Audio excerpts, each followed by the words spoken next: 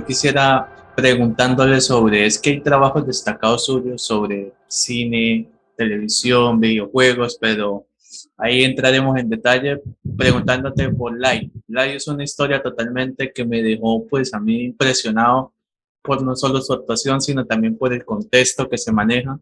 Quisiera preguntarte sobre qué recuerdos tiene haber hecho esta escena y también el poder recordar esta experiencia. Okay, we're going early in your career. First, Jhon will talk about one of your projects, your early projects that he really liked, and then I will tell you about one of my favorite early projects. Man, tell me how was your experience working in the film Life? Life. Oh, the film Life with Eva Mendes? Yes, the Latina Eva Mendes. Yeah. That was a wild project because it was shot like a reality TV show, and so it was very loose.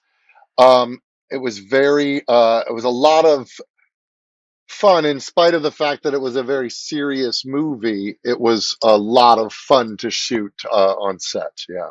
I said Ava was amazing to work with. She was very kind, she was very funny, and we really enjoyed each other's company. Jhon dice que fue muy divertido porque tú sabes que es una trama muy seria, de hecho casi como un reality TV, pero que increíblemente tuvo un ambiente muy divertido en la grabación y que Eva Mendes es increíble. Y creo que tú me vas a dejar la siguiente, ¿no? Yes, I'm thankful with Jhon because I want to tell you a little story. In Colombia, there was a program, a TV show that sadly doesn't exist, called Cinearte, like Cinear or Cinemar, Cinearte. Man, it was like 2 in the morning. I don't know. I was like, man. They showed the movie The Air I Breathe, and the next day, I was calling my friends like, man, I watched a movie that is really amazing. We know that it's like this guy is Berlin cinema, no? You know, like Amores Perros, man. And when Jhon showed me that we are going to interview you, like, what? Finally, somebody from that movie that I watched. Oh, that's funny. Yeah. No, man, tell me how was being. For me, it's one of those movies that like people should don't know what they should pass it again. People need to know it. It's a very beautiful movie. Man, tell me anything you want about that movie. So we shot that movie in Mexico City, and I flew down there, and I was introduced. Here's the funny story. I was introduced to Sarah Michelle Gellar, who plays the pop star that I'm her manager for. And she introduced herself. She says, "Hi, I'm Sarah." And I said, "I know. We work together." And she's like, "When did we work together?" And I was a demon on Buffy the Vampire Slayer. And she never saw me out of makeup. So we'd worked together for for the duration of an episode, but she never knew what I looked like. So when I went to shoot The Air I Breathe, she was like, "Oh my God, we absolutely worked together. But obviously I didn't recognize you because you don't look like a shark demon in real life." Jhon, es que lo increíble acá, tú sabes que él está en la historia donde él es el manager de Sarah Michelle Gellar. Yes. Y es muy gracioso porque él le dijo que hemos trabajado de nuevo y ella como que, ¿cómo así? Tú sabes que uno de los roles anteriores de Todd puede ser un demonio en Buffy la asesina de vampiros, pero ella no lo reconoció. Entonces fue muy gracioso porque después fue como que entablar esa camaradería, por así decirlo, en el set de esta película. Jhon, que gracias, porque créeme que esa película merece todo el reconocimiento. No, thank you, man. I really needed to. Now I can die peacefully because finally I talked with somebody that appeared in that movie. That was a lot of fun. Yeah, I worked with Jon Bernthal. He was in that film. Andy Garcia was in that film. I worked with his name is escaping me right now. He was in The Mummy. He's one of the leads. His name is Julie Delphi. Julie Delphi was on that movie also. Julia Delphi. Kevin Bacon was in that movie. Yeah, it was quite a wonderful cast, and I had a lovely time in Mexico City. Good food. Yeah, yeah. Man, thank you. John, continua. Brendan Fraser. I worked with Yes, him as Brendan well. Fraser. That is great because he will come back, man. No, man, he's underrated as an actor, man.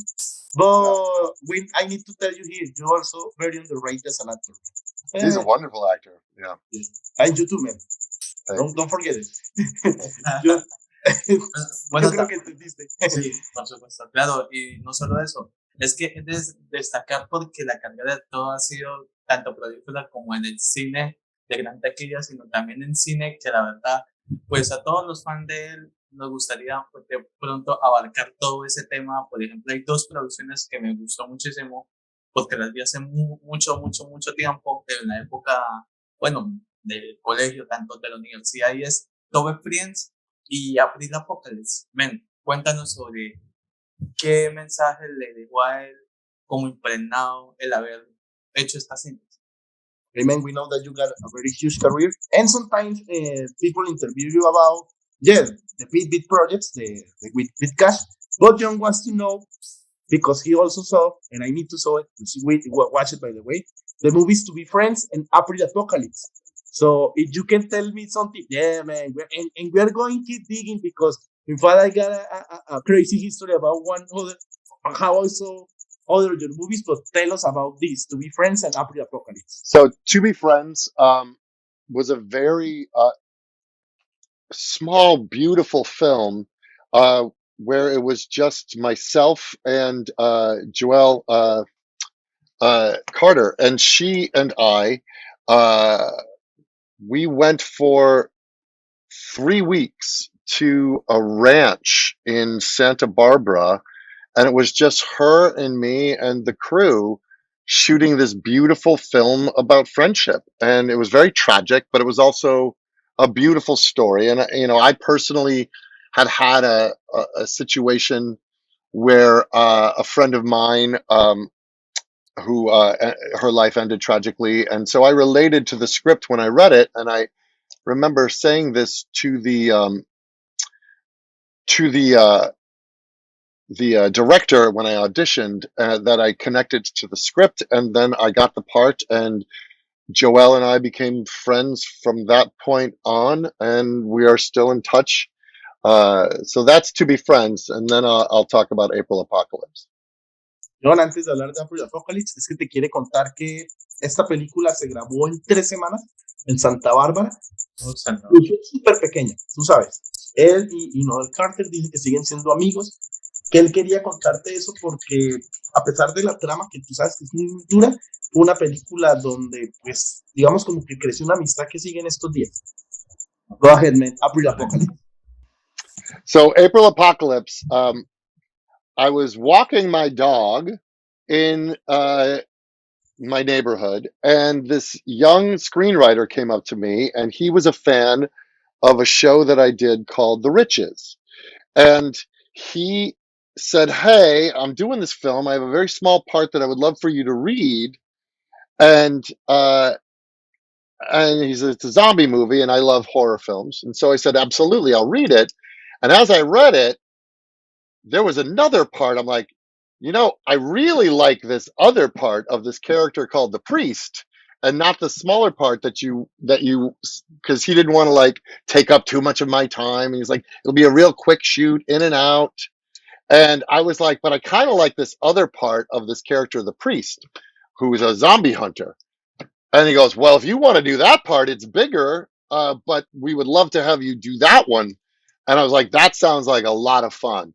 And so we designed the costume where we tore the sleeves off it, and I put this big jacket on, and then I whipped off the jacket, and you saw that I had sleeveless tattoos and everything. And I was a zombie hunting priest, but I wasn't really a priest. I was just a zombie hunter.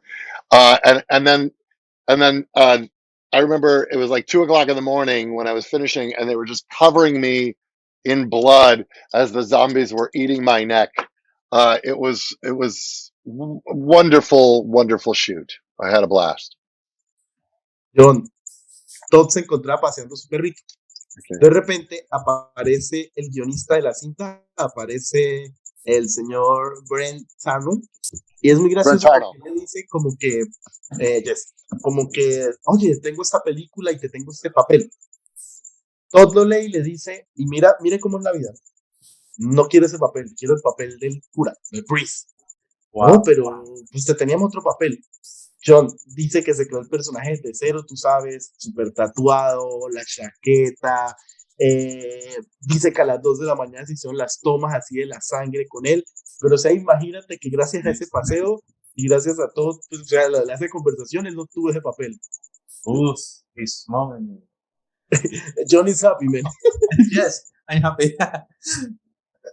¿Sigues? Man, bueno, es que yo digo una cosa, es que es una locura abarcar el tema de lo que son cortometrajes también. Men, hay un cortometraje que si yo tuviera el presupuesto, yo se lo haría largometraje, pero también hay un filme que obviamente es sobre payasos y todo, pero primero, hablarte sobre el por qué no es, no es, nunca fue filme lo que es este Helpless, man. Y también su participación en Mockingbird. Man, yo digo que Mockingbird es muy distinta a lo que he visto. Y Es una obra de arte. Es una obra de arte. I was telling that one of the movies that we're going to mention is a masterpiece, but we start with some, man, there are two, I hope this history, I told you, this really stupid history, make you laugh, but first with Jhon. He said that if he got the money, he will take that short film Helpless and make it a big movie. He was like, why? Why is it's only a short film? He loved it. Which one? Ask about Helpless, and later I will tell you about the other movie. Oh, okay. Yes. So Helpless was a detective film. Yes. My neighbor, once again, who lived 2 doors down from me, he was an actor and a physical fitness trainer, and he was a lovely, lovely guy. He invited me. He just gave me that part because he wanted to know if Zach Titus, who wrote it, and he plays the guy that I interrogate. He just invited me to be a part of that film. It was a short film, and it was a good one. It was a good thriller, and it was just me doing a favor for my neighbor. Yeah. And we need to contact the Titus and tell him that still a ban or something to do a longer movie about Helpless. Man, es que es un favor, era el vecino. The Titus es el vecino y él lo contactó, pero o sea, le estamos diciendo que como que no, toca que él cerró un banco o algo para Helpless. I saw this on my house. You will laugh. I hope you laugh. I don't know why in this stupid bootleg DVD. Is that Mockingbird? Mockingbird. It's so funny because here you see two Pennywise and other clowns, and inside there is a Mockingbird, a copy from Mockingbird. But I'm so happy because in that stupid DVD, I saw this movie, man. It's a masterpiece of the found footage. You can tell more about this hidden gem. Go ahead. Yeah. So Mockingbird was directed by a man named Brian Bertino, who directed one of my favorite horror films of all time, The Strangers. And I love The Strangers. And so when I went into that audition, I fanboyed. I was like, Brian, I don't care if you cast me, but I just got to say, I got to shake your hand and tell you how much I love The Strangers. And he really appreciated that. And I have a very strong improvisational background as an actor. And so he said, this film that we're doing, Mockingbird, we're going to shoot it like we're filming it on video, like we're forced to film it. And so it's going to be a lot of improvisation. And I'm like, well, that's what I do. Really, that's my thing. And it just worked out. So me and Audrey Anderson, they basically locked us in a house with a camera, and then I shot half the film by myself, because it was me holding the camera or her holding the camera, and then a cameraman to get special shots. I mean, they probably shot more than I'm saying, but they basically just terrorized us they would bang on the walls and they would make sounds from the other room, and we just all of our reactions were very genuine and very real because we didn't know where it was going to come from. Uh, it was so much fun, and then when we got to the house filled with the balloons, it was so creepy, so creepy. Yeah.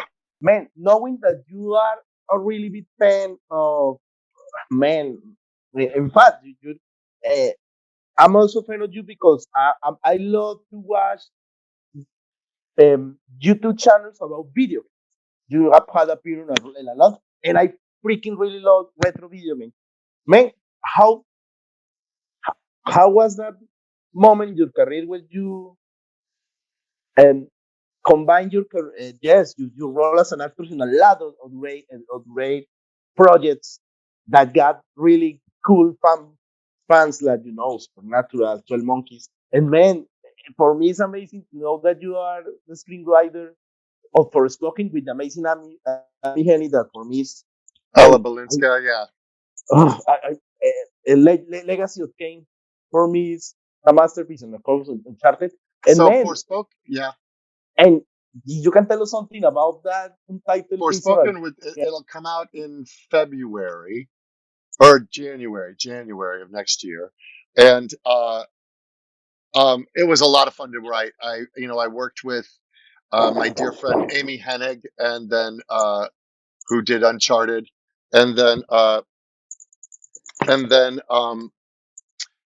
I went to then she brought me in on Forspoken, and then I worked with Alison Reimer, and then she and I, fleshed out the story and wrote the script. It was a pleasure, so much fun to write. I love video games, I love fantasy, so it was a really great marriage of things that I personally love. Man, if I've been with Annie, I will be asking things about Legacy of Kane, man. And it's amazing because it's from Square, man. And Square and Enix, we yeah. and we had talked here in the channel with voice actors on the Square now, man. And we can know something about it. You can tell us about that untitled Visceral Games Star Wars project or what The is happening. Skydance project. Yes. It's a Marvel game, and that's all I can tell you. Okay. Yeah, But you tell it, that's it. just say it all. Knowing that you had an amazing career in the comedy, in fact, you had appeared in you did the voiceover in Courage the Cowardly Dog. You had appeared in You're Mean Dupree, Along Came Polly, The Rundown. I just naming my favorite movies, and Titus and Malcolm. Man, yes. What is your vision about that genre, the comedy? About comedy, it's funny. I grew up wanting to be Bill Murray or Tom Hanks. I grew up doing comedy, wanting to be on Saturday Night Live. So I went to Chicago, and I performed at a theater called the Second City, which is where John Belushi came out of, Dan Aykroyd came out of, Tina Fey, Amy Poehler. I worked with Tina and Amy in Chicago, Steve Carell, Stephen Colbert, um, and then I always wanted to do comedy, and I went and auditioned for Saturday Night Live. I didn't get it, but it moved me to New York. And then when I moved to LA, I started really doing a lot of science fiction and horror. And then, but also doing comedy. So my career is sort of split down the middle between doing comedy and doing science fiction and horror. And I love doing both. But comedy is what got me into acting. I was repeating today because one of my I know it's a series that is sometimes controversial, but I was repeating your episode in Titus. You did the role of that man. I was laughing my ass off. It's crazy It, because sometimes that tell no, go ahead. no, I I wait. didn't hear what you said. What was the name of the project? I was repeating today the episode that when you appear on Titus, the one that Oh, you on play chat, Titus. man. Yes, On man. Titus, when I was the magazine reporter. Yes, That's man. that's a that's a long time ago. Yes, man. No, in fact, I was telling John that if somehow I asked to an actor of that series or an actress about working on that, it will be great for me because sometimes people don't like to talk about that project, but no, man. For me, thank you so much, John. ¿Tienes más preguntas? Yo tengo pues una última, pero yo creo que aprovechamos el tiempo, men. Yo te felicito por 2 producciones. No sé si quieras comentar alguna pequeña anécdota de ellas. No sé, Wild Honey o Surfer Dog. Man, if you can tell something about White Honey or Surfer Dude, John loves those movies, go ahead before time runs out. Okay, so Surfer Dude was a lot of fun, and I spent a summer in the water with Matthew McConaughey and Nathan Phillips and Zach Knighton, and we just were we were 3 stoner buddies, and it never felt like we were making a movie. It felt like we were just hanging out at the beach and just laughing and having a great time. And Matthew was one of the best people to work with. I loved it. And Wild Honey? Wild Honey. Oh, so that was my friend Rusty Schwimmer's movie, and she wanted me to play her ex-boyfriend, and I'm from Chicago, and Rusty's from Chicago, and she and I played boyfriend and girlfriend, kind of playing up our Chicago roots, and it was a lot of fun to shoot that film. Francis Stokes directed that. Frank Stokes. It was good. Bravo, Bravo, man. You have to forgive our stewardess, man. The camera is yours. Tell your social media so people can follow you. If you want that people stay tuned with some project, go ahead. Send a big hi to the channel, to Colombia, whatever you want. The camera is yours. Yes, hello. You can follow me on Twitter at Todd Stashwick, or you can follow me on Instagram at T Stashwick. And I've got a lot of stuff. I play a lot of Dungeons and Dragons, and I work on a lot of fun projects. And so I always have something stupid to say. So follow me on both of those social media platforms. It was great meeting you guys. No, man. For me, thank you for passing by in this small channel, man. We know that you have appeared in bigger ones, but thank you so much. And we're going to take a picture so we can share to the social media. You can allow me, I can pose with that stupid DVD or not? No, man. Man, the most funny history is that in this DVD there are 4 movies, and the only one that really punches, the only one that plays is Mockingbird. So, oh, good. No, I'm glad you like it. Yeah, no, masterpiece. And yes, man, that director is amazing. The Strangers is a freaking. Thank you. Master. John, ¿algo más o no? No, man, muchas gracias por la oportunidad. La verdad, estamos muy agradecidos y mucho éxito, bendiciones, y siempre será tu casa el canal. Man, my pleasure. This channel will always be your home, man. Thank you so much. Thank you. Take care. Bye. Bye. Bye. Bye.